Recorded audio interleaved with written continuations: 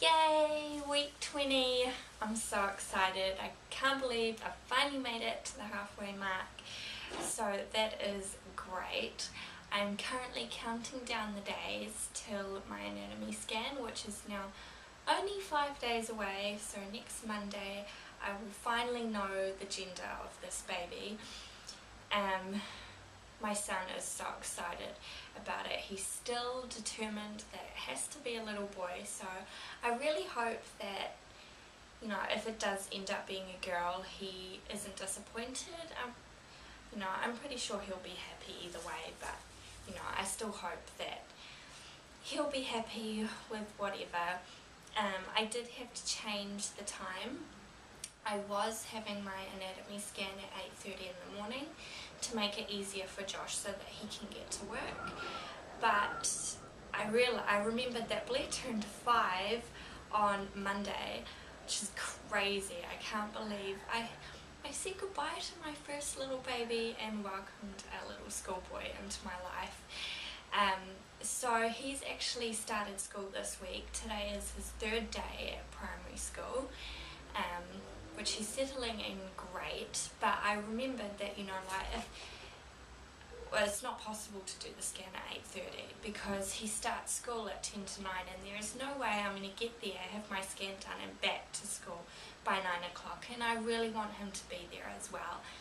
I think, he needs to know the gender as much as we do. So I have now changed it. I think the appointment's at 3:50 in the afternoon, so that gives us time to, get home, give them Blair something to eat, and then quickly rush off to the scan. And Josh just has to finish work a little bit early, which he's not bothered by. Any excuse to get out of work early. No, he does work hard, but he does like to finish early when he can. So I think 3:50 is going to be a better time for us. Sorry, the cat's down on the floor playing with my foot.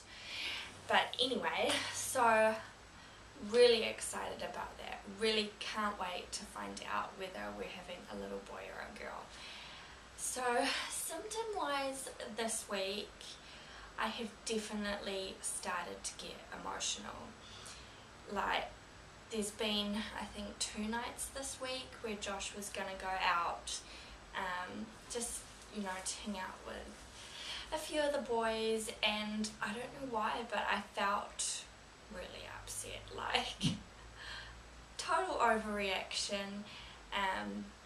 Obviously, I didn't really, say anything to him about it because I knew that it was all in my head, and I was just hormonal or whatever you want to call it, but I just felt like crying and like I was being ditched or something like that. I don't know, so that's fun, all those pointless tears and all that starting up again.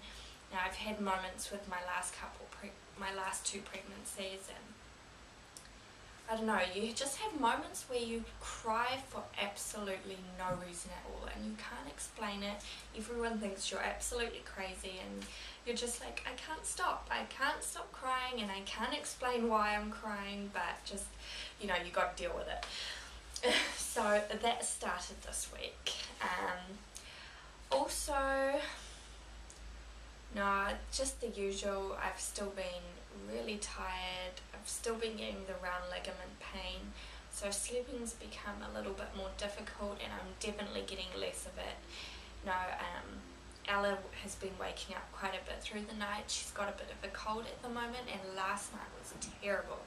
She just had such a runny, blocked nose, and I felt really sorry for her, really, because when we finally got up in the morning, because I spent most of the night comforting her and she ended up sleeping with me, but I didn't once turn the lights on to check, I blew her nose and all that to help her, so she was fine.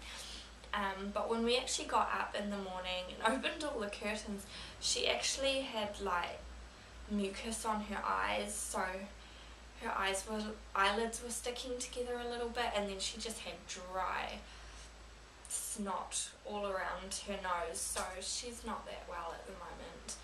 So she's currently catching up on all the sleep she lost last night, and she's having a nap. So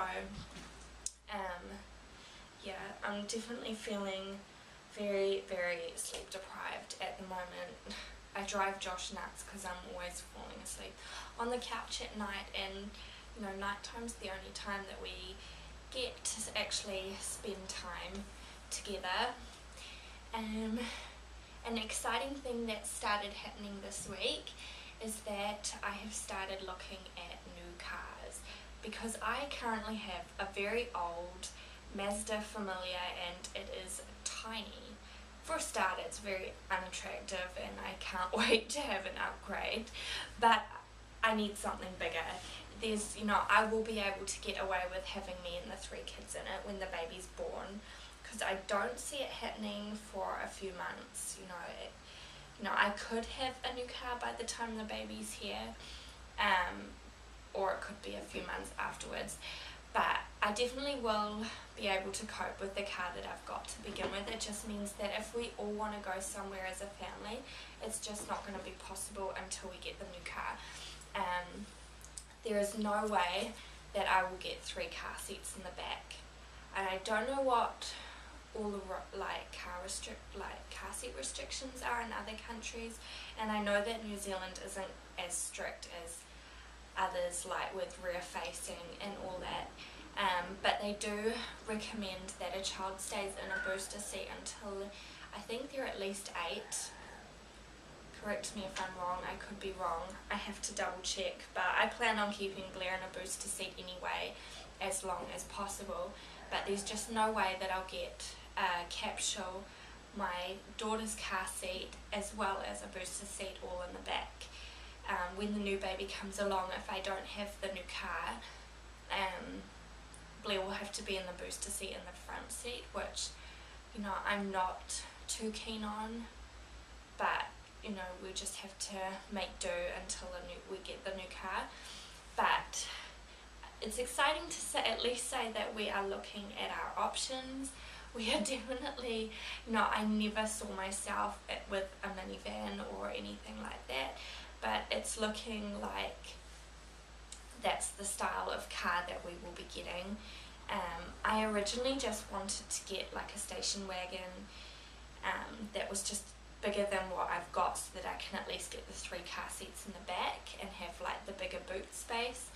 But after thinking about it a lot and looking into my options, a minivan is just going to be the best option for a start. If Blair wants to have a friend over from school or anything, or I need to take an extra person in the car, I can't do that in anything smaller. I need 7 seats, which, you know, I just never pictured myself in anything quite that big.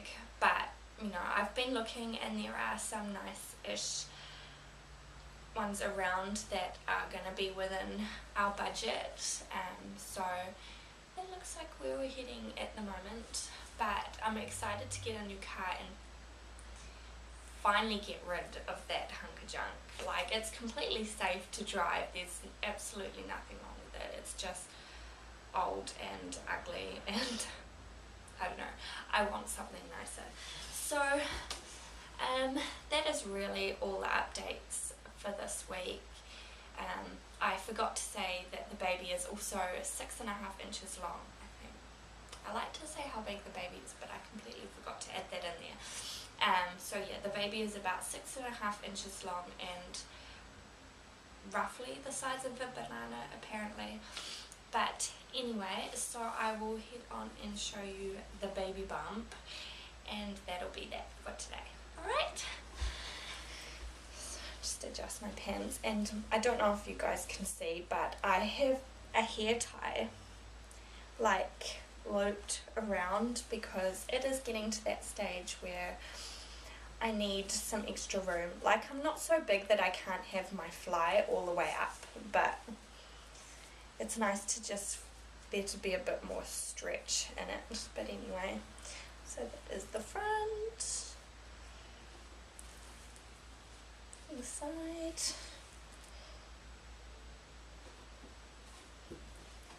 And the other side.